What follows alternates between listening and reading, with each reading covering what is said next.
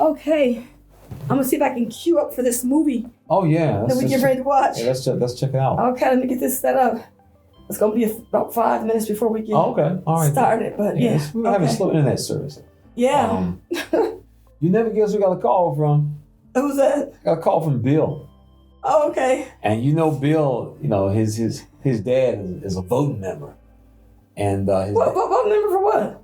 At the annual meeting every year. Oh, annual meeting. Yeah, okay. It's been so long since we've been. Okay. I tell you, I forgot all about it. But yeah, so Bill called and said his dad called him after the annual meeting, and he said that his father said, "We got another surprise at the annual meeting. A few years ago, all those of the anointed, like his father is, they were told they lost their job because they weren't no more part of the faithful in the street slave.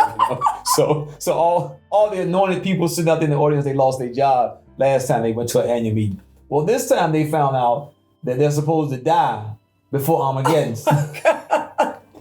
Oh, you're kidding me. Yeah, so they're supposed to die and go to heaven. I guess it's going to be like a rapture. The society is always speculating about, this is going to happen, that's going to happen. And I don't know why they do that. I just don't know why. I mean, it's crazy. I don't get it. You're listening to The Critical Thought, where we challenge our listeners to use critical thinking when examining the teachings of Jehovah's Witnesses. Hi, this is Lady Cee. Welcome to The Critical Thought. In the upcoming episode, we're going to be talking about the top 5 reasons why the governing body speculates. All right, so JT, what's going on with the annual meeting and the governing body doing all of this speculation? Yeah, it's interesting. A number of content creators have done some outstanding jobs of evaluating the annual meeting. And one of the things that we see in the overall conversation is that the governing body is at it again. And that is they're doing that speculation. I think it's important when you stop and look at how the governing body teaches other people about the subject of speculation. And of course, this will give us an opportunity to really look at the top 5 reasons why they themselves speculate. But I think to set the foundation, we want to look at what do they actually teach about speculation. And we have a number of quotes that we're going to look at that will simply lay that foundation for us. Well, you know what, JT? Whenever you talk to a Jehovah's Witness these days, they're always referring you to go to jw.org. So why don't we get started and go to jw.org to show the audience just how the Watchtower talks about speculation. And yes, indeed. Okay. We're going to start with the November 15th, 1971 Watchtower. The November 15th, 1971 Watchtower, page 703, on the title, Preach the Word, Where and Why. No reason exists for going beyond the Bible and speculating. All the information that individuals must know to gain God's approval and life is contained in the Bible.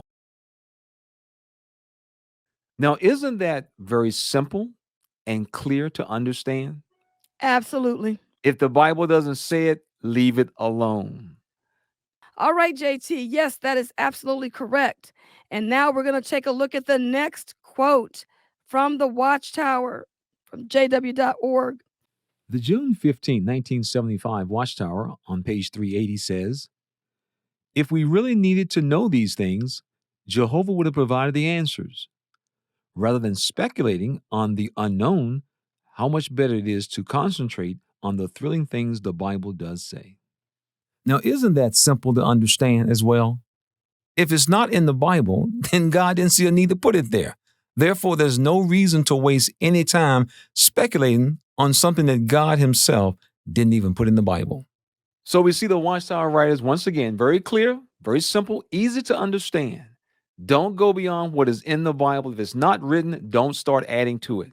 And that's what the Watchtower tells other people to do. But as we always know, there's 2 different rules, one for them and one for somebody else.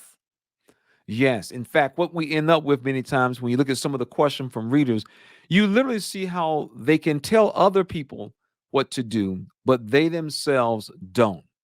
Just look at a couple examples of what really is worthless questions to be asking about the Bible. Yes, and I think you mentioned that these are worthless questions from readers, right? Yeah. And so what we're gonna do is we're gonna present about 3 different worthless questions. The November 1st, 1960 Watchtower. Question from readers: will there be earthquakes in the new system? August 1st, 1996. Question from readers: does Jesus now know the timing of Armageddon? It seems quite reasonable to believe that he does.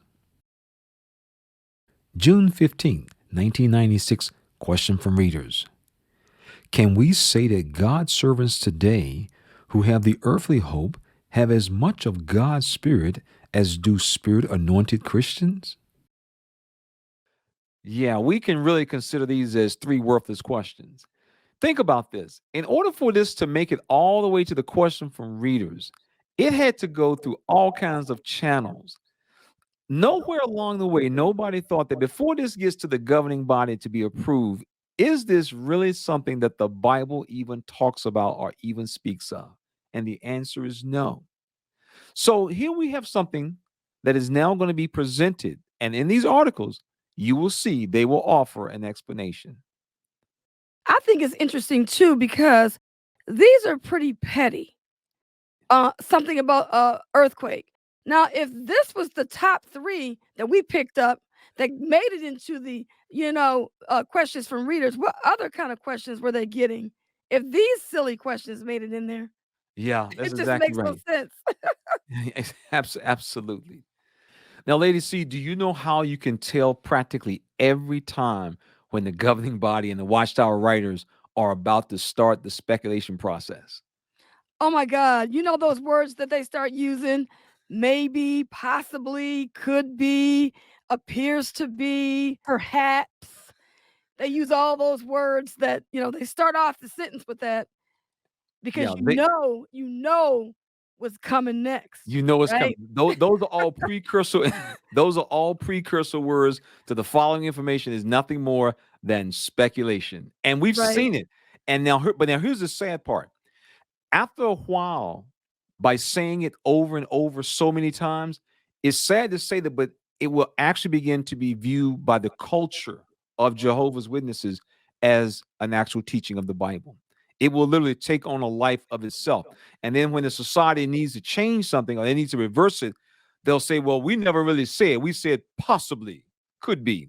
And we know that's what got them in trouble when it came to 1975 and so many other things that they've done over the years. They try to use these words to give them literally a free get out of jail card, and what it is, it just shows you they're really just speculating.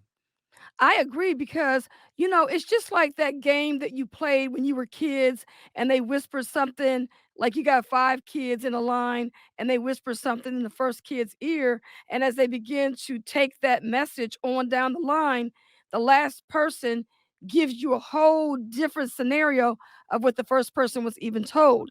And so they realize that when they use these words, like these precursor words that you're calling it, they know that the sentence is gonna take on a different meaning, and that's exactly what they want. Yes, that's exactly right. And plus, they want that free get out of jail card so they can back out in case they need to modify or change it. It's very Absolutely. sad. Yeah, it's very sad.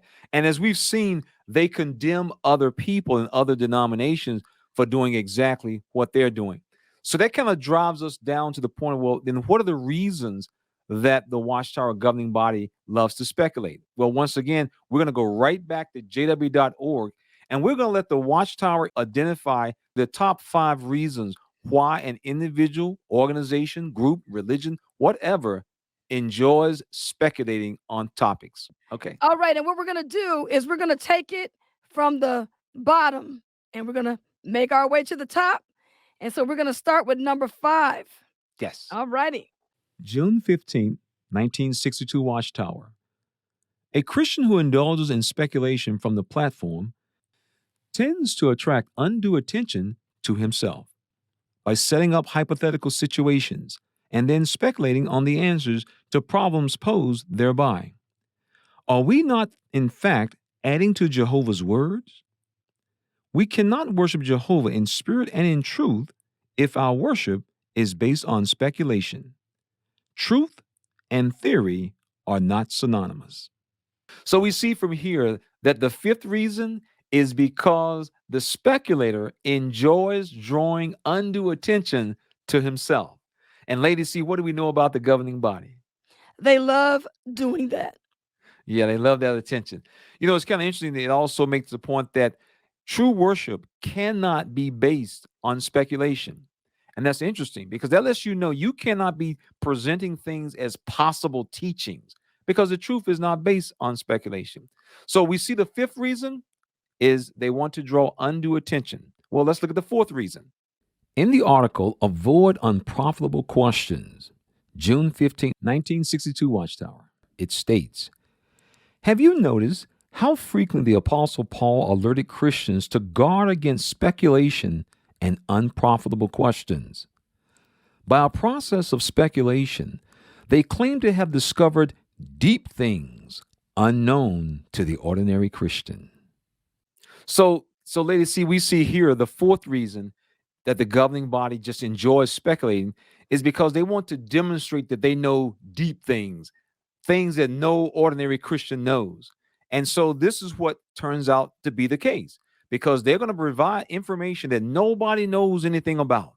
And the friends, they'll sit there and they'll say to themselves, and we've heard it before. Did you hear that deep point that brother so-and-so brought out? And that's what the organization is all about, trying to impress ordinary Christians. Well, you don't know this, but we do. And we're letting you know what it is now. Yeah, that is so true because I remember this one couple in our congregation and they always loved it when the society would say different things, things that were out of the ordinary, because it always made them feel like, you know, things were happening in the organization and moving along swiftly. Oh, yeah, this point was bought out. So surely the end of the world is right around the corner. Yeah, the deep things, as they say. Exactly. Just Yeah. crazy.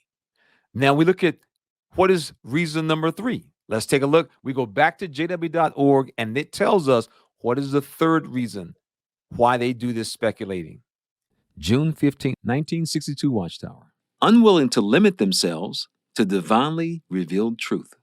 So we see reason number 3 is they cannot limit themselves to what is actually revealed in the Bible. They must go beyond what is written. That is the only way they know how to operate. I feel like the Watchtower believes they have to say something because they feel like their message is going to get stale. Because it's almost like people are looking for stuff to change. They want to find out what's happening. You can't tell people to knock on doors and the end is around the corner, and then you don't say some statement that kind of like makes it feel like it is around the corner. You can't just keep telling people to go place magazines, go on return visits, put a specified number of hours in field service, and then not throw a monkey wrench in there somewhere from time to time. Because after a while, people are going to be thinking, wait a minute, what are we doing? Oh yeah, it quickly becomes like a one-trick pony. They need something new. They need something flashy. Like the question they asked about the earthquakes in one of the questions from readers. What is that? People trying to get life, and they're worrying about earthquakes in the new system. That's Right. that's a distraction. Whether or not people who are not of the anointed got the same amount of Holy Spirit from God as the anointed. I mean, how do you measure Holy Spirit? Is you got 3 pints and he got 2 gallons? I mean, and so these are just silly questions. But what it does, it serves as a distraction, and it just comes up as some, like I said, some new trick pony. That they're trying to run across on the people. Yeah. And it's very important that the Watchtower continue to weave in these little issues because it's got to keep people moving in the direction that they want them to be in. You cannot be in a religion as long as people have been in this religion without giving them some kind of hope that something's about to happen. And that's really, really bad. Yeah, especially religion that's based on a millennial type, end times prophecy type basis. In other words, it's coming soon, so you got to keep people busy until it gets here. And this is how they use to distract people while they're waiting for the end to come, those type of things. Absolutely. Imagine going to a concert and the person is 20 minutes late.